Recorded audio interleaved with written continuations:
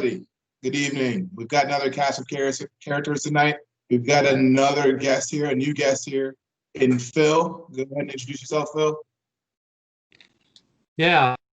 My name's Phil. I'm a good friend of M's. Play soccer with him. Make him look bad when it's warm enough for him to come out, because I know he does not like coming out when it's minus anything below 45. So but happy to be here. So thanks for having me. Okay. All right. And we've got Josh. Josh Carr, Shepherdstown, West Virginia. I now carry my Virgil Van Dykes emotional support doll with me everywhere, just to get through the day. All right, and Phil, quickly, KG wanted to know who do you support? What team do you support? Thanks, Josh. Yep. So, yeah, I'm a Liverpool fan as well. Right there with the emotional support, whiskey as opposed to a doll. All right, now we're going to move on to KG. You guys all know KG. KG, go ahead, do your thing.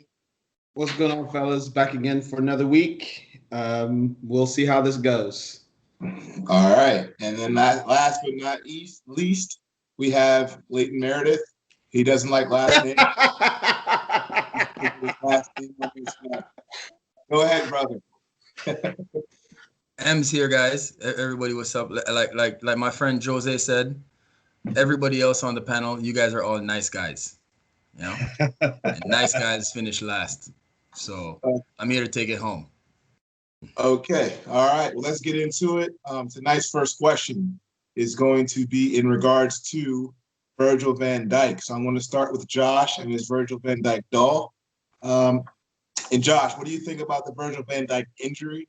Where do you think Liverpool is going to be in reference to moving on without him for the rest of the season? So I think one of the things we have to address first is the narrative around Virgil van Dijk and his effect on Liverpool's defense. We were known as soft. You could get at us before he came in, and almost instantly he changed that narrative, changed the narrative in the media. Before every game, it was like you could always get at Liverpool. You could always get at Liverpool. But when he came in, he locked it down, and he's been there for 2.5 years just locking it down. So I think that's going to have an effect because we are a little soft right now. We've given up goals with him in the back line. So now with him gone, the narrative is going to switch to, can you get back at Liverpool again? I think, the ACL, you're looking at 12 months recovery plus the mental recovery time. So you're looking at possibly another 12 months on that before he comes back to the form that he's in pre-injury. I think that's a long time. And we have to learn to adapt. I mean, I think Klopp will figure out a plan to adapt. I think we have the players to slide in that can fill in as long as fitness isn't an issue with those players, because we are a little light as far as center backs are concerned. We didn't sign a fourth center back when we let Dejan go to Zenit. We decided to rely on Fabinho, who is capable, but will at some point this season get called out for pace. Okay. He just doesn't have the pace that Gomez or Van Dijk have, and doesn't have the positional astuteness of a Matip. I'm really happy with the Matip and Gomez pairing. If you can guarantee me their fitness is guaranteed for the rest of the season, and we slide in Fabinho when we need to rest those guys, then I'm fine with us going forward. I mean, obviously, when you lose one of the top 3 center backs in the world, there's going to be a bit of a hit, but I still like Matip and Gomez and Fabinho subbing in. So I think, as long as we can guarantee the fitness of those guys, which we can, then we'd be okay moving forward. Okay, so you still think Liverpool are the favorites going forward, even without VVD? I don't know if I had us as the favorites to begin with. I think there's a handful of clubs that can compete. Once again, I don't think the title is going to be won with 90-some-odd points. I think it's going to be down into the mid to lower upper 80s, somewhere between 84 and 88. So I think there's a lot of teams that can get there, and I think we're one of them. Okay. I think we definitely possess enough stars up front to compensate for what we might give up. You might go back to seeing more 4-3 games, more 3-2 games, but I think we can, yeah. Okay. All right. Phil, what's your take on this, on the Virgil van Dijk injury? Yeah, I mean, there's so much to break down, right? I mean, just to start with the injury itself, for people that have played at any level, that injuries are part of the game. Whether it be a slide tackle, or going up for a header and a concussion, or ankle injuries, whatever it may be. But when someone, especially your talisman player, gets hurt on a kind of fluky after the whistle is blown type of play, where there's no repercussions for the action, it leaves kind of a sour taste in your mouth, right? It doesn't feel right. At the end of the day, does it really matter if Pickford's banned for 3 games? I guess today, I think the PG MOL came out and said he's not going to be suspended, and there won't be any other, penalties for him. It doesn't really matter. You lose your talisman and kind of in an odd injury. If he was just a regular tackle, I think it wouldn't have been as traumatizing for the team. Looking forward, I would say, a lot like Josh said, it's going to be a wide open league this year. We've already seen it. United's pretty much in last place at this point. Arsenal's mid-table. Chelsea. No, after we beat Chelsea this weekend, we're gonna leapfrog them, and we're gonna be in 6th. So let's. Okay. All right. We'll see about that. But what I'm getting at here is it's a pretty wide open league, right? Everton's on top right now. Aston Villa's in second. That's not going to hold. So from my perspective, you lose an awesome player, but frankly, what's challenging right now is you're not just losing Van Dijk, you also have Alisson out, one of the best keepers in the world. When you have those 2 players out right in the heart of your defense, you're going to be at a disadvantage. I think once Alisson comes back, like Josh said, rotating Fabinho, Matip, and Gomez, I think we'll be okay. We won't be as great as we were, but we'll be okay.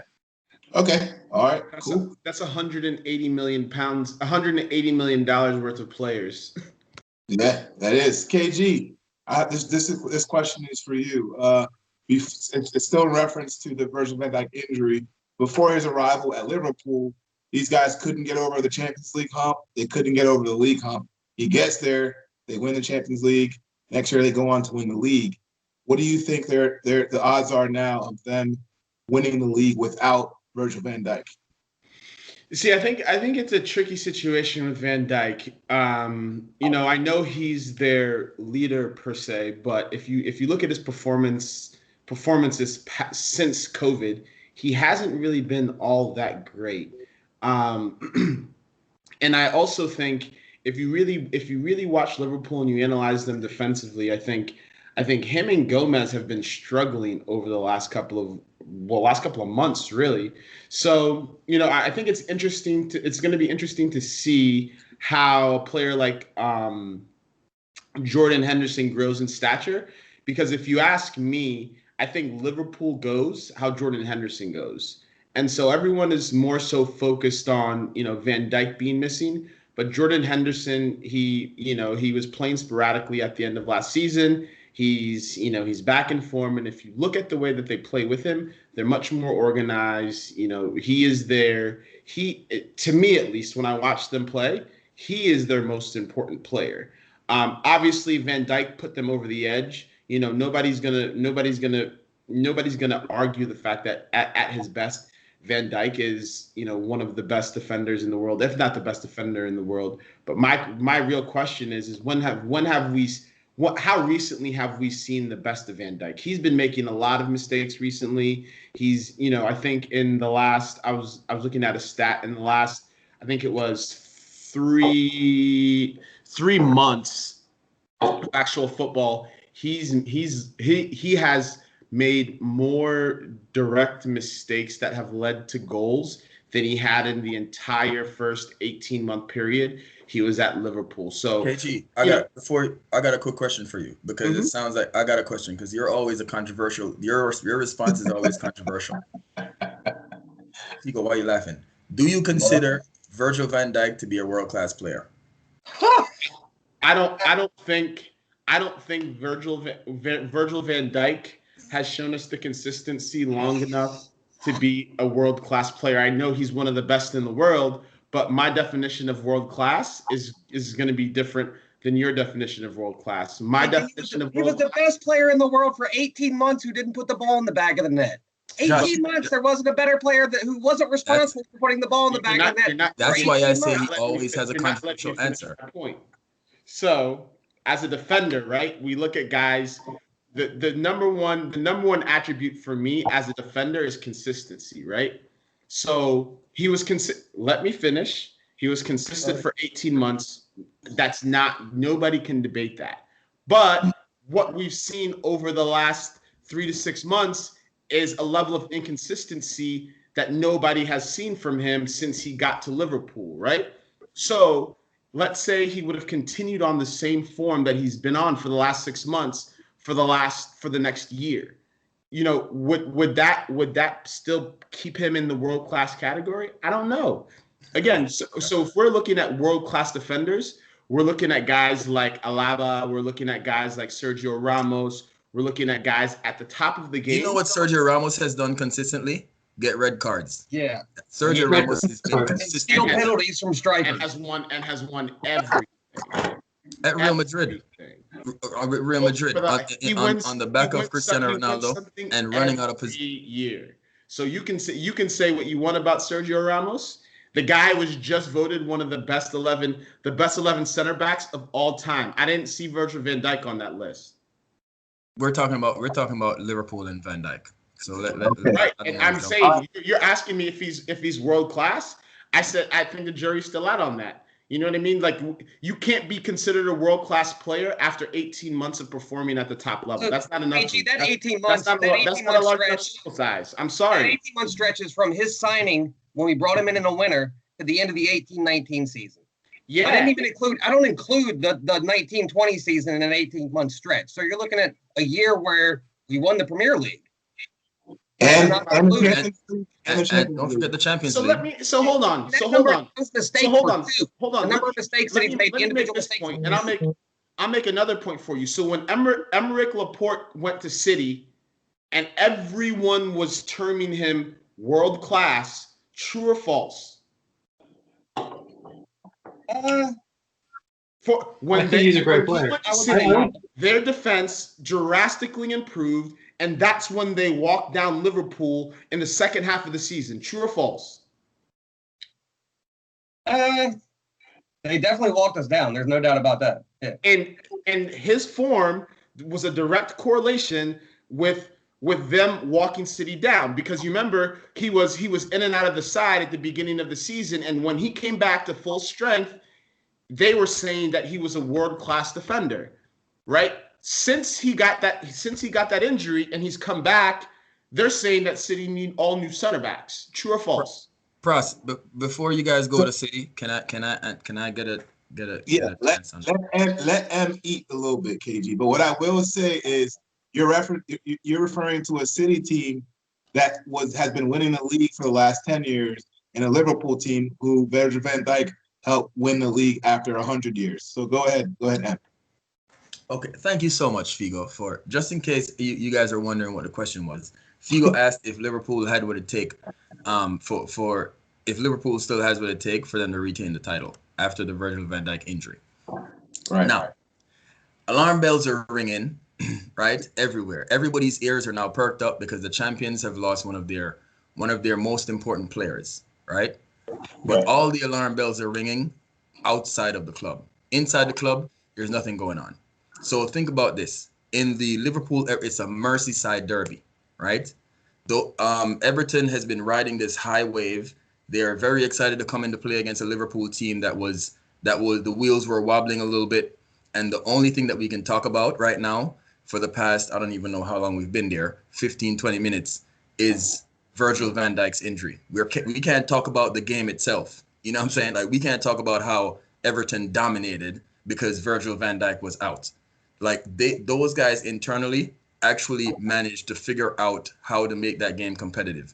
We can't even, they were supposed to win that game. Sadio Mane scored that winning goal, right? And for some reason, VAR decided that it wasn't a goal anymore. So if that happened, and then today, was it Tuesday? Tuesday, they had a Champions League game, 1-0, shutout, no Virgil van Dijk. They had Fabinho come in. He had the leadership role that nobody wants to talk about. So internally, those guys are good. So before KG goes back to City, to answer the question, yes, they do have the potential to challenge for the title. Alisson also, Phil, I think you said that Alisson was the fact that Alisson is out. Fun fact: Alisson is he's supposed to be back October 31st. So that injury is not gonna be a long sustaining injury. I also have him on my fantasy team, so I can't sell him just yet. But just the fact that they played 2 games already, guys. They already played 2 games, and there's nothing going on. So Liverpool is still Liverpool. Okay, good answer, Em. It looks like you finally been studying some notes before coming on the podcast. I've been doing my research, guys. Good job, kid. I'm proud of you. So we're gonna stick on M. We're gonna move on from Liverpool, and we're gonna actually stick with you, M. So get yourself off mute. We're gonna go to Man United. That's 2 wins in a row now for Man United. You guys just took down PSG again. Easy. Light work. So my question to you is: do you believe in Ole? Do you think Man United can continue on this 2-win bounce, or have we seen this before from Ole's Man United? Okay, so 2 things. Well, I don't know how many things. I have so many things to talk about. But with regards to Ole, what I realized is we always try when Ole wins the game, we don't talk about the way how he tactically managed the game, right? Okay. So in the PSG game, yes, he outclassed. I don't want to say outclassed. He outmaneuvered or he outmanaged Tuchel, right? This is the second time that he's gone up against him head on, right? And that happened. There was the other one where what's his name? Outside back, fat man. I don't remember what his name. Luke Shaw scored the own goal, right? And we managed to come back from that, right? We don't talk about that. Anytime Man U wins, the narrative that everybody wants to talk about is, okay, here we go again. Ole's back to his thing. Is Ole at the wheel all over again? Or is this just a fluke? Like, we don't want to give the guy credit when credit's due. But if we had lost that game, it's going to be like, all right, guys, you see, Ole is not, we know what he is, what we thought he is. Now it's time for him to go. Listen, guys, there's nothing going on. Manchester United has quality players, okay? Neymar was on the field, so we can't use that excuse. KG, and I think you probably used that the last time we played PSG, okay? Manchester United had young players that were fresh and they were ready to go. Pogba didn't start, okay?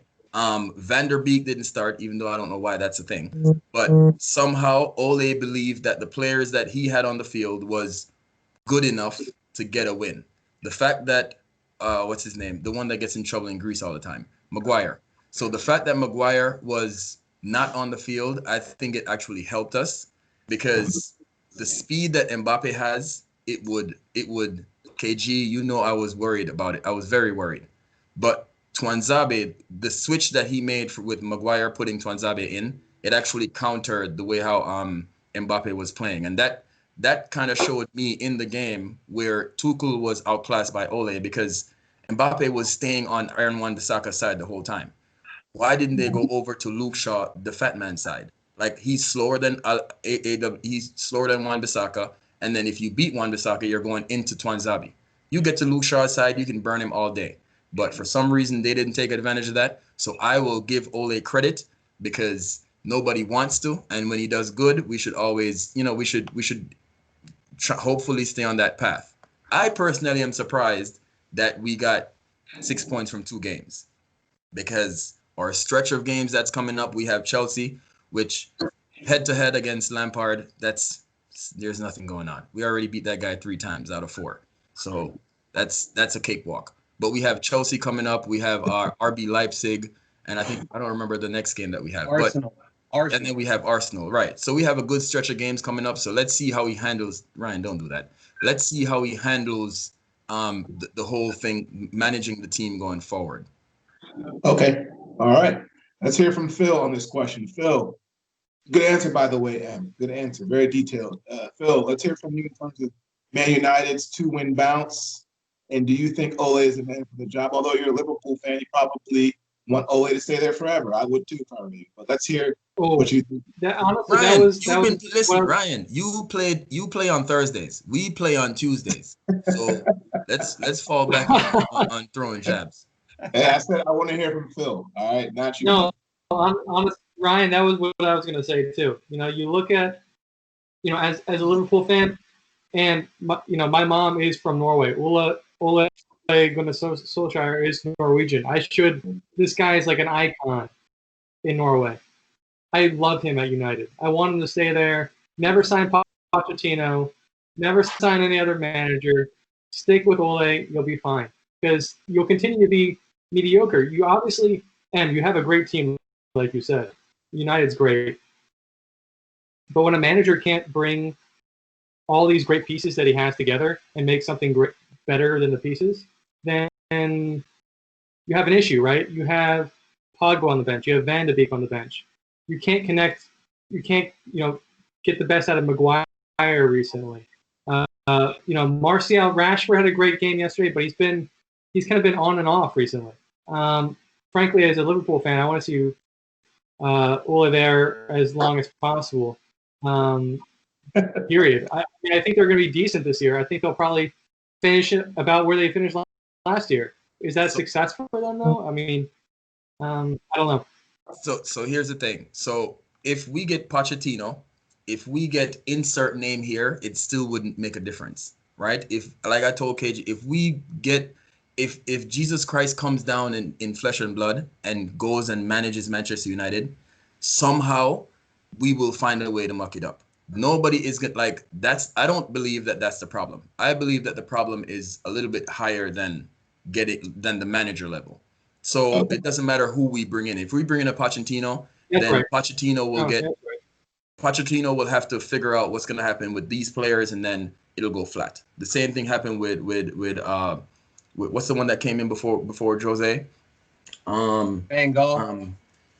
The Dutchman. I don't remember. Van Gaal. It happened with Van Gaal, and then it happened with Jose, and then here it is happening with Ole. And then the next one, let's say Pochettino, for example, is going to happen with him. And let's say, for example, Klopp decides to take a hiatus, and then he comes back and go to like whoever it is. Manchester United has a problem. It's like the Dallas Cowboys. The coach is not like Jerry Jones is the problem. Like Woodward is like that's where we need to clean house. So until that happens, we're just going to stay being a mediocre team. I think for United, it should be less about the results you're getting. Obviously, results are important, but more about quality of play. I'm looking at the end of the last season. The post-COVID lockdown, and the teams they played were garbage, but they were winning every game, so everything seemed fine. But when you're playing Norwich and Brighton and Bournemouth and Southampton and Crystal Palace at the end of the season, and when Tottenham, they know they're and Man City. No, they didn't. Not at the end of the season. Well, they played Tottenham 1-1, and Chelsea they lost to. But I think it should really be about quality of play for them, because that's what their fans expect. I know that's what you expect, Dan. Better play. Okay, that is true. That is true. Touche. Let's hear from KG on PK United. So some people have been calling them penalty kick United recently because about 90% of their goals have been coming from penalty kicks. KG, get off mute. So KG. Bruno Fernandes. That's what we call it. Bruno Fernandes. KG, in reference to money spent, would you say that Man United is underperforming under Ole, or would you say that they're right where they should be under Ole? Is he doing a good job? Careful what you say, KG, because remember Lampard. You guys spend a lot of money at Chelsea. I think they're right where they should be. They should be right. And so if you look at the players that they've acquired, how much longer are we going to see these same players consistently perform at the same level that they've been performing at year on year on year on year before we decide that, maybe this is just actually who this player is. Maybe they really aren't that good. We look at the price tag and we want to associate a price tag with quality. We know that Manchester United, anytime they go in for a player, they're paying the Man United tax. So, we look at these players and say, oh, they've spent X amount of dollars. You want to know why? Because every player that they buy, they're probably playing 20 to 30% above market. So some of the players that they have, and we're expecting these guys to blossom into, based on the price tag, world-class players, they've been there for 4-5 years, and they've been consistently performing at the same inconsistent level. So, I don't necessarily know if, like Em said, that changing managers is really going to make that big of a difference, because I just don't think that the players that they have are as good as people really want to make them out to be. And KG, to piggyback on that point, there's this one thing that we posted on our YouTube channel, which, by the way, we have 106 subscribers. So you guys can go to thesoccerfamily at youtube.com. But the Arsene Wenger 5 coaching tips that we posted, where he mentioned that in this era, the way how players are being bought now, they're being bought. It's like a popular buy. It's not, can this player make a pass? Is this player technically adept to being on this team? Like, it's more they're making purchases to satisfy the public kind of thing. That is true. Okay, so Em's back on mute. All right, let's hear from Josh on this topic. Josh, are they where they need to be? So I think the answer is yes, no, maybe, probably not. To that question, we'll know more in 2 weeks after the Chelsea, Leipzig, Arsenal run. That's all at Old Trafford. So if they come out with anything less than, I'd say, 7 points, we probably need to rethink. I think 7 points would be a successful run through those 3 games. I think that Ole deserves some credit for the PSG game. I like the McTominay and Fred midfield. I think it's more balanced. I think any midfield that has Pogba and Fernandes in it is unbalanced and is going to leave what is, not a strong, whatever two you pick, not a strong duo of Man United center backs, a little exposed.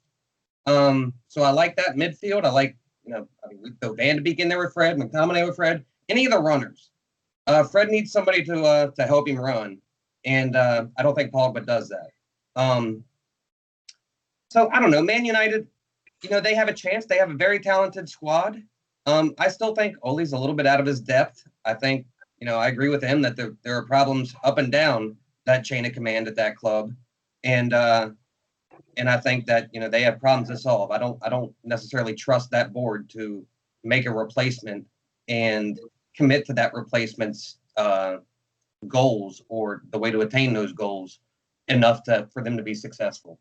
I think they do things by half measures. I think they also, like KG was saying, they get caught in the transfer market. They're going to pay top dollar for everybody because everybody knows that Woodward is going to eventually sign the check. Yeah, for sure. All right, so we're going to move on from Man United, and we're going to move into European football. We're going to stick with the Champions League. So this year, we're going to stick with the English teams. I'm going to go to Phil. Phil, how do you feel? How do you think the English teams will fare in the Champions League this year after what we've seen this week? I mean, so far so good, right? You have Liverpool, City, and United winning, Chelsea tying Sevilla 0-0. So far so good. Honestly, I still like City to win it. City, have the depth that a lot of the teams, not even the English teams, but teams across Europe do not have. They can rely upon Bernardo Silva off the bench when they need to. Ilkay Gundogan. They brought in Ferran Torres, who scored. They have so much depth. Obviously, a lot of injuries right now, but so much depth. And I can see them all going and making a deep run here, including Chelsea once they start to connect, which I think they will. They have the talent. It's just a matter of having them gel, which will take time. Okay. All right. KG, let's hear from you in reference to Champions League. What do you think the English teams would fare? And who's your favorite to win it? I think, in this season, it's odd, right? Because the games are going to be coming thick and fast. So, in Champions League, it always takes some level of luck to make it to the end and to actually win the Champions League. So with the games being, scheduled as quickly and coming up as quickly as they are, I think we're going to see some very, very odd results. Like, we can just look at Shakhtar beating Real Madrid at midweek. You know, like some of these games are just going to be so unpredictable because when you think about the travel, you think about the empty stadiums, you don't know who's going to contract COVID and be out for a 2-week span. So let's say your best player in February contracts COVID and they're going to miss the home and away leg, you know, in the Champions League semifinals. Like, how do you account for that? So I think it's an odd year, and I think there's going to be factors that come into play that we don't and we can't predict because, you know, it's just an odd period of time in football. And again, I think just like the Premier League and just like we saw this week in Europe, there's going to be some shocking results. And it's just, I mean, it's too much to really say that the English teams will do well. I think we have to wait and see how this whole COVID thing plays out before we can really accurately predict, okay, who's going to do well and who's not. Listen, guys. Go ahead, Ed. You answer, KG. Go ahead, Ed. You guys are weak. KG, you guys are weak. You guys are here. You guys are supposed to be making predictions, and you're talking about, oh, yeah, I don't know if it's supposed to. Listen, man. Chelsea is not going to win the Champions League. Okay, let's start off with that. Manchester United is going to be lucky if they leave the group. Okay? City was having trouble with Porto initially, and then you're going to come, KG, talking about how, yeah, let's look at what's the name? Shakhtar beating Real Madrid. Let me tell you something. Shakhtar had 7 starters that were not there. 13 of their players had COVID. So Shakhtar brought their H team, and Real Madrid couldn't beat Shakhtar's H team. And you're going to tell me, oh, it's unpredictable. Listen, man. You're proving my point. No, but what you're talking about, what you're trying to say is that Shakhtar is such a good team that you don't know what's going to happen. Shakhtar was panicking, and I don't know what was happening at Real Madrid. It's the first game of the season, so you can't talk about it's unpredictable in the first game of the first Champions League game, the round 1, and you're going to falter like that. Let me tell you, the English teams are not going to do well. That's just how it's going to work. Bayern Munich and PSG is probably going to end up going to the finals again. Are we talking about dark horses now, or no? Okay, I'm gonna say that for later. But in terms of the Champions League with the English teams, Liverpool, they're still gonna be steady, but I believe that there's gonna be one team that's gonna end up going into PKs in the knockout rounds with Liverpool, and that's gonna knock them out. KG, I'm surprised you didn't mention anything with the name Atletico Madrid in it, because that's always the team that you decide is going to somehow win the Champions League. But as it relates to the English teams, I think we're going to do well as we always do in Champions League, but going all the way, it's not happening. It's not going to happen. Sorry. You basically just proved. No, you know what I did? You know what I did? What I just said. You know what I did? I made a prediction. You just regurgitated exactly what I just said. Make a prediction. You make a prediction. Make a prediction. Predict something. It's too.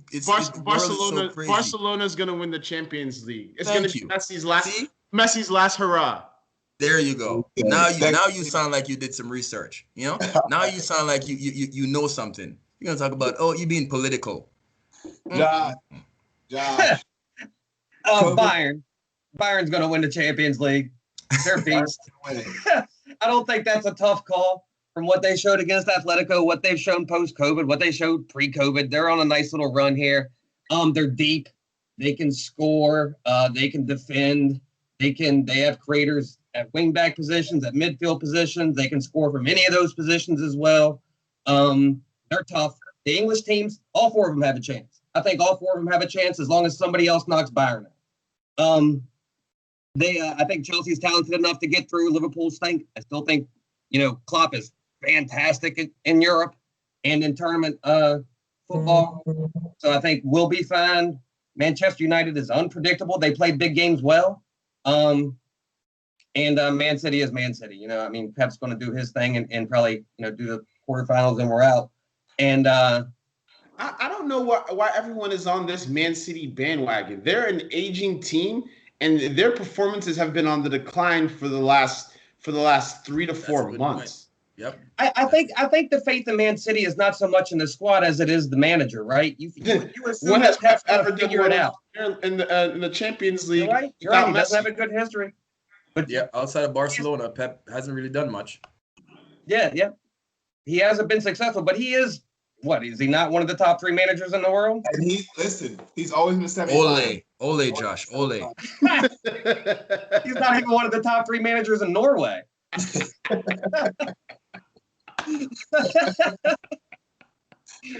you confirm that for me, Bill? Can you call your mom and confirm that for me?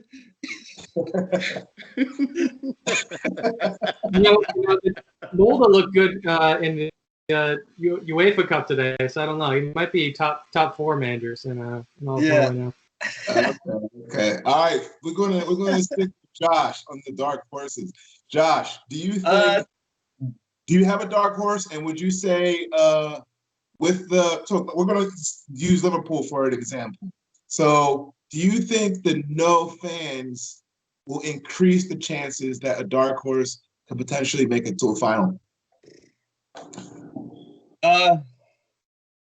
Yes. I think maybe not the final. I think it makes I think class at the end of the day will shine through in those big games. But I think it probably sets it up for a deep run for a super dark horse team. I mean, my dark horse team is Inter.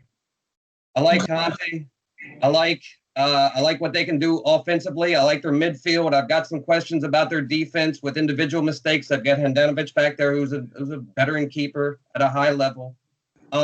I do want to point out that nobody is going to have fun playing Atalanta, just like they didn't last year. And they're going to be a tough squad. I'm not happy they're in our group. I think, I think there'll be some more games like the Shakhtar game. I mean, they were playing at like the training facility, right, for Real Madrid because they're doing work to Vicente Calderon.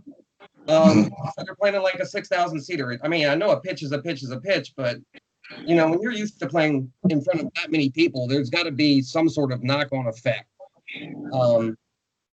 So I think there could be some results that sort of shock us, more like KG said. Okay. All right. And what's your do you have a dark horse? What's your opinion? In the NBA, we saw a dark horse team go to the finals. A lot of people said that the no fans, the bubble, it affected playoff basketball. We have tournament style football in Champions League.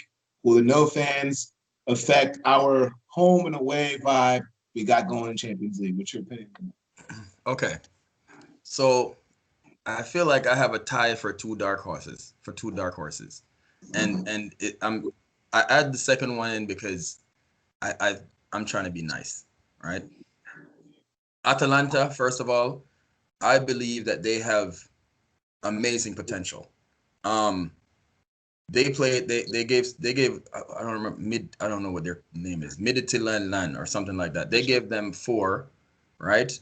Like, and I saw that game and it should have been more. Like, they should have lost that game like Bayern Munich style, dominate that game. So I think Atalanta is definitely, they have the potential to go up. And my second dark horse team is Chelsea. I believe that Chelsea. You just told him they weren't going to win it? Yes, they're not going to win it. They're definitely not going to win it. Both of these dark horse teams are not going to win it. They're going to go, I believe that they're going to surprise a lot of people. Nobody expects Chelsea to do anything, right? At this point, they're leaking goals like, I don't want to be, it's a PG rated show, so I'm just going to say basket. Okay? And that's the one thing, that's the most important part of the game. Like, you cannot be conceding goals like that.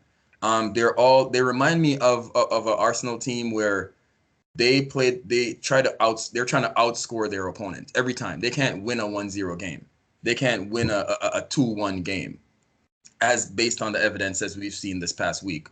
But so that's probably the reason why they're gonna fall out. But I believe that this new kid, what's his name, Mendy, you're the new goalkeeper.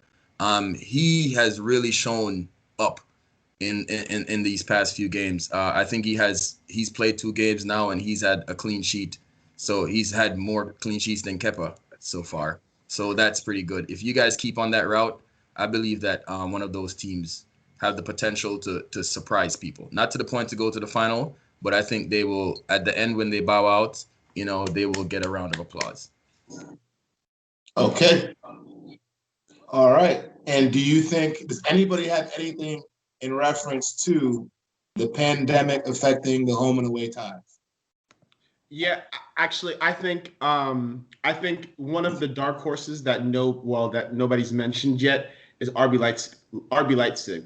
Right now, they're at the top of the Bundesliga, and Julian Nagelsmann him and his team remind me very much so of a younger Dortmund team when Klopp led them to the final against Bayern Munich. If you watch the way that they play with intensity regardless of who they're playing with. Their style doesn't change. They'll press the heck out of you. They're very, very organized. They're very, and that's the type of team that once they get on top of you, it's very, very difficult to operate. And they play at the same speed for 90 minutes. So I think them in this tournament, and we've seen, like last year, they made a deep run. I think the pandemic kind of set them back a little bit, but I think that at least for me, they're a team that's going to cause a lot of teams problems. Okay. All right. Well, one more thing to add on to what KG was saying.